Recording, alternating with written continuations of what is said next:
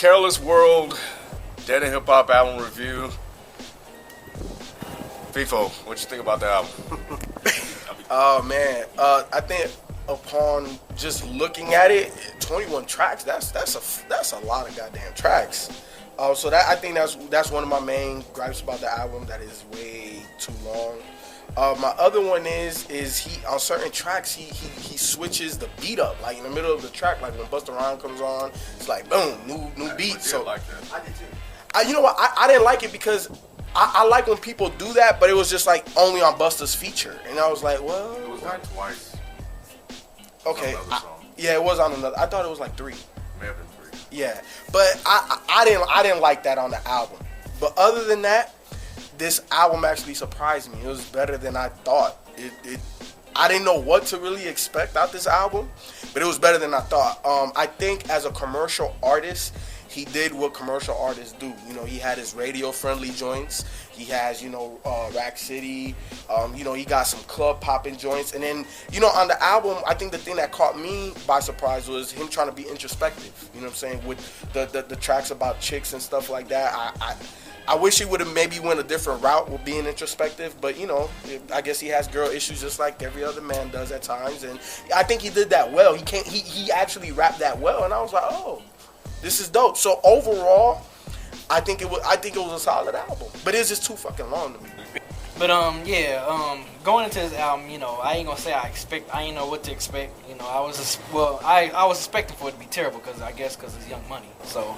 But listening to this, I wasn't like shocked or surprised, but it came out a lot better than I thought it was gonna be. The album did, my standout tracks is Black Crowns and a joint with Nas and Wale. I thought they were my pretty much standout tracks. I kind of feel he sound like Drake a lot on some of his albums too. Yep. Okay, so I'm not the only one then. Okay, cool. I thought I was the only one that was thinking that. Like track 1, the first track, when the beat switched up, I was like, damn, this dude sounds just. He's using the same vocal effect. I'm like, he sounds just like Drake, but me. Everybody who watched the show know I'm not a fan of really long albums. You know what I'm saying? But that's my only. What the hell was that noise? But other than that, like I said, it was a cool album. When I listened to it again, no, but it wasn't like trash. I thought I was gonna dog this album actually going into this review, but it's one of the best Young Money releases since Carter 3. So, go ahead. Go ahead. I guess Tyga fanboys can go ahead and skip over my part. I didn't like this album. I don't think anybody's surprised. Shit. Yeah. But I thought this was the perfect example of a throwaway hip hop album. I'm gonna start calling this shit, like we were just talking about drive-bys, I'm gonna start calling this shit drive-by hip hop. Because it shows up, it hits you real quick, and it's gone. There's no chance whatsoever of this album being remembered in 10 years. Like you had no desire to listen to it again either. I didn't have any desire to get past track 5. Yeah. Really? So track 5? No. And I can't even really say it was bad. It just did zero for me. I know. This and the funny thing is, the first track, I forget the exact hook, but he says something along the lines of "I'm original." I know that's one of the lines he says, and I was like, "What is original about this album? This sounds so unbelievably derivative. Like you're out of your mind." Copy. Yes, exactly. It's a complete carbon copy album. Like this album did absolutely nothing for me. I forgot I was even listening to it after a while. But dude's not a terrible lyricist at all. Yeah. It's just his lyrics are so elementary that I can't get behind it. And all the really pop sounds. Like he's doing what he's supposed to be doing. He's making an album for the radio. And that's great. It's the Chris perfect Brown song, radio shit. And the Rack City track. Perfect club. Perfect strip club song. Like I don't really go to strip club, but if I was there, I could see. I know. I can see myself throwing quarters at them chicks, like Rack City, bitch. Rack City, bitch. Quarter to the side of the head, you know what I'm saying? But yeah, some of his. I think the only issue I have with Tyga is I can't fucking stand his voice. His voice just grates me, and I think a lot of his lines are really corny. Like my songs knock. I hope they open every door. You really put that on a track with Nas. You put that. So I honestly fell asleep on the album. Literally fell asleep on the album twice.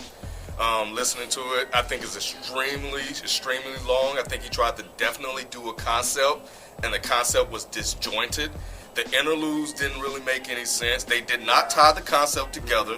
I thought the song with his mom on it was totally out of place on the album, because I thought at that point the album was over. I was like, all right, whatever. And then all of a sudden it's more, and I'm like, what the fuck? And, and I just think I didn't really care for the album. I will probably never listen to it again. It just didn't really do much for me. I'm not gonna dog the album. I'm not gonna say that it's a terrible album, but I think back to what FIFO was saying. I think for what he intended for the album to do, he did it, and I think a lot of people that young market, his demographic, they're gonna be okay with it. They're gonna rock with it. I'm to the next Young Money thing. Yeah. You know what? And I can say that I'm glad he did not make a Rack City album. That was my biggest fear, and I think that's what's going to really catch a lot of people off guard, because they are going in as right. They're expecting Rack City, I thought I was going to dog the and the sound is completely, for the most part, different from that. So they're going to be like, "Oh, okay." Nah, not really. But Rack City fit. Yeah, but No, I think it was out of place. I think it was out of It place. did to me because that's one thing I can say about this album is it was derivative, but it wasn't all of the same kind of derivative. Like it was none of it was original, but I thought it fit with the scheme of the album. He had a lot of, it was almost bipolar in that he'll have songs where he's completely dogging chicks out, bitches, what was it? Bitches suck my wood chugga chugga. I never gave a fuck. Double rubbers. I think it was sequence. I never gave 2 fucks double rubbers. Never gave 2 fucks double rubbers. But then he has songs where like I can't remember the name of the song where he's talking about his feelings about women. I think he did that on purpose. Like Rack City fit because he was trying to cover all of his angles. Like I was talking to Modest Media, and I was saying that like the album goes up and down. You know what I'm saying? Like the soundscape. Some of them are mellow, like Drake Take Care, and then some of them are Rack City. Then so to me, I was like, okay, well, you put a nice collection of different sounds together. That's why I think he fit. Yeah, that's why he led into Rack City. Well, I think the way, like the sequence of the songs, the way he put the songs together. But that's kind of what, that's kind of what you said. It So didn't really stick out that hard. It was just, I mean, I don't care much for it. I'm moving on to something else. So, I mean, I think. Yeah. So Tyga gets no more love. Tyga gets no more love. Tyga gets no more love. Nah, look, man. I think it was a solid job for Tyga to put out this album, because, like I said, it's a lot better than I thought it would be. Right. There's a bump in the whip. The beats definitely bump in the whip. Lyrically, it's but he's not. I don't think that we're judging him on his lyricism. But overall, it bumps in the whip, man. The beats, they bump. So I enjoyed it. You know what I'm saying? I could definitely, there's tracks on there that I will go back to and I'll be bumping them. No, I won't revisit this album. Okay, so how could you listen to this but not Big Sean? I agree. How could you listen to this and not Big Sean? I mean, because I had to review it. No. But you said that you actually said that it was okay though. Like it was it was okay, but maybe because I was thinking of my expectation for this album was like super low. I don't know.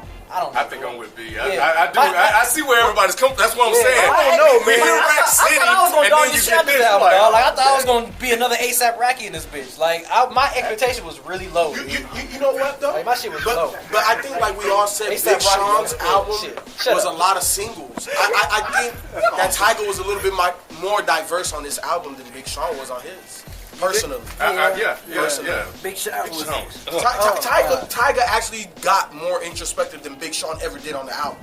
But I thought it was pretty bad, man. I thought it was pretty bad. that was pretty bad. You know,